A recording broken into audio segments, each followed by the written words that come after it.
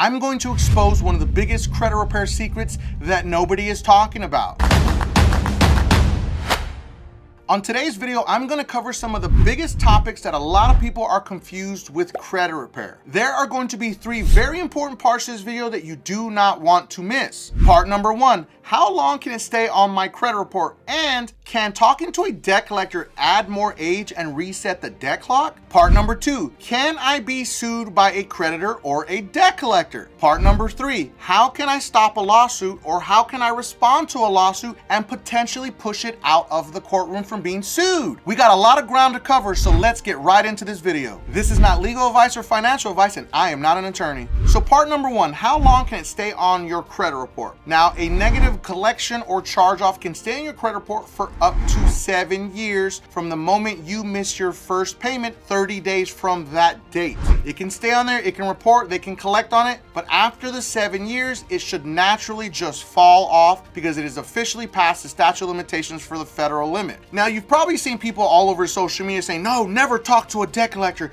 because that could reset the debt clock. You affirming that you own it. No, none of that is true. The only thing that can reset the debt clock for a collection or a charge off is if you make a payment. This is why you hear debt collectors say, well, I mean, what's the least you can pay today? I mean, can you give me at least $5? Because they're trying to convince you to make that payment in good faith and then resetting the debt clock so they can actually sue you. That's what they want to do. So don't fall for the trick of giving them a $5, $10, or $25 payment just to be in good standing so they won't sue you, because now you have reset the debt clock. And if you pay an original creditor and you pay off, let's say as an example, a charge off, what will happen is that will reset the debt clock, and that will stay in your credit report for up to 7 years from the moment you make that new payment to pay the original creditor. And if you're ever talking to a debt collector on the phone, you never want to give them too much information because they should already have the information to verify who you are. But remember, when you talk to them, they're going to tell you this call may be recorded for quality assurance. They're telling you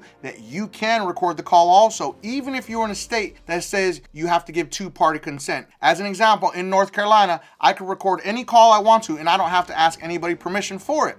But in certain states, there are those laws, so be aware. But remember, if you talk to a debt collector, get them on a recorded call because they did tell you this call may be recorded for quality assurance. Now, part number 2 is super tricky and sticky because we see it across every single platform where people are arguing whether or not you can be sued by a creditor or a debt collector. You're going to see people come into the comments and say, you can't be sued by a creditor or a debt collector. They've already written it off. The debt collector has no right to sue me. They don't own the debt. I never had a contract with them. Well, the fact of the matter is you can, in fact, be sued by a creditor or a debt collector, but here's the big but. This is the part that debt collectors and creditors do not want you to know about. But the short answer to this is yes and no. Now let's get into the juicy sauce. If you are in fact being sued by a creditor or a debt collector, there are a few things that you want to do before you proceed and try to negotiate with the debt collector or the creditor. First, we want to Google what is the statute of limitations on debt in North Carolina. Well, that's my state, but then you just put your state, whatever you're trying to find. And you're going to see that it says it's 3 years. The statute of limitations is 3 years in the state of North Carolina. If your creditors want to sue you over unpaid debts, they have 3 years from when you defaulted on that debt to sue you. This also applies to debt collectors. Now, some people always say, well, it changes the date once the debt collector gets it. No, it does not. That date still stays the same because what happens is the debt collector purchases your actual agreement and the entire situation that happened and when you defaulted. It does not change the date. But again, a creditor or a debt collector cannot sue you if the statute of limitations has passed. And if you get into a courtroom and the statute of limitations is passed, all you have to say is, hey, Mr. Debt Collector,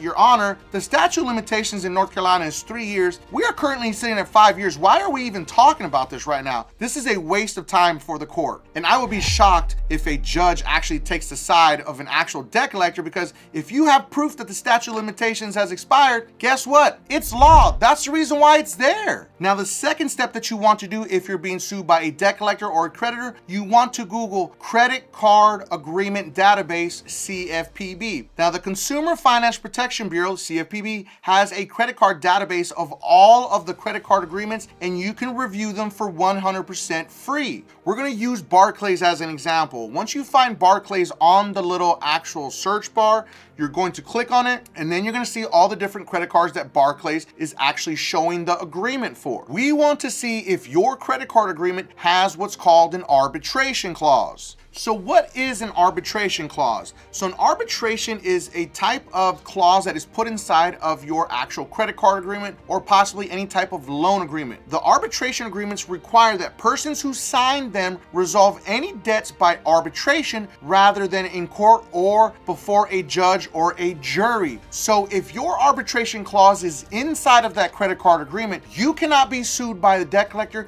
and you cannot be sued by the creditor, because when you checked off the little box that said I agree to the terms and conditions of this credit card, you agreed to the terms, and so did the actual creditor, i.e. the bank. So why are they taking you to court and suing you? Because you don't know that you have this right. And when a debt collector purchases the debt, guess what? They purchase that agreement, and if there's an arbitration clause in there, the debt collector can damn sure not sue you either. Now, I want you to be aware that more than 90% of credit card agreements have an arbitration clause, but that other 10% does exist. A great example is Navy Federal. Navy Federal does not have an actual arbitration clause, so all those people that were running game and running all these plays on Navy Federal are in fact gonna get sued, and they have no out except for trying to negotiate or possibly getting some type of debt defense with an attorney. Let's take a look at this actual arbitration clause with Barclays so you can have a good example, but this is not what they all look like. Be aware of that. So you have to actually find it and read it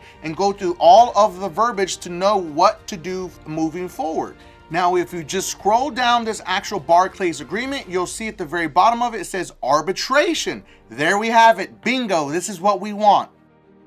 Now, I'm going to scroll all the way to the bottom of it so I can read it out loud to you. Arbitration with respect to a claim is binding, and neither you nor we will have the right to litigate that claim through a court. In arbitration, you and we will not have the rights that are provided in court, including the right to a trial by judge or jury and the right to participate or be represented in proceedings brought by others, such as a class action or similar proceedings. They're telling you right here that they cannot sue you in court, and neither can a debt collector. So now what's the next move? Now, each clause is going to be different, and I'm going to read another section of this specific clause, but always remember every credit card agreement is going to be different and you need to read it thoroughly. Now, what it says right here is we will pay or reimburse you for all fees or costs to the extent required by law or the rules of the arbitration administrator. They are literally telling you that they are going to pay for the cost of that actual arbitration if it need be. Now, some clauses are different. You may have to pay the arbitration or they may have to pay it. If they have to pay it,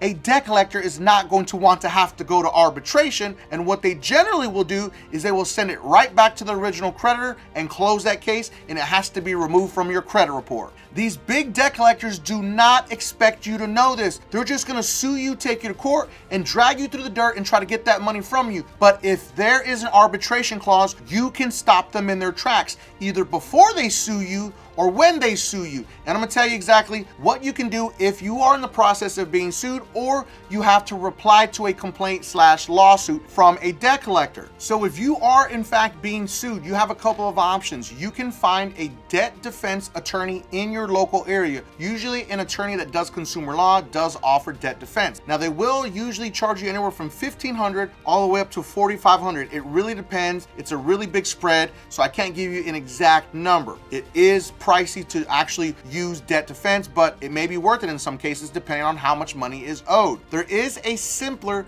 much more economical option, and that is a company called Solo Suit. So Solo Suit will actually, you sign up, You actually submit all of the information if you're in the process of being sued, or you have to respond to a complaint in 14 to 30 days. There's two different options here. So if you did the research and you know for a fact there is an arbitration clause in your agreement, then it makes sense to use solo suit, because guess what? You can push that actual lawsuit out of court and you can actually file a motion to compel arbitration, which, as solo suit says here, it makes it easy for you to win your case. This is the easiest and most economical way to go about it. If you need it, it's there for you. I'll put the link in the description. Now, you can also find them here on YouTube. They have a channel. I mean, it's pretty crazy, all the crazy cases that you see in the comment section, how they've helped thousands of people beat these cases, because consumers don't understand that arbitration is what causes an actual lawsuit to be pushed out of court, and they can't sue you, whether it be a creditor or a debt collector. If the arbitration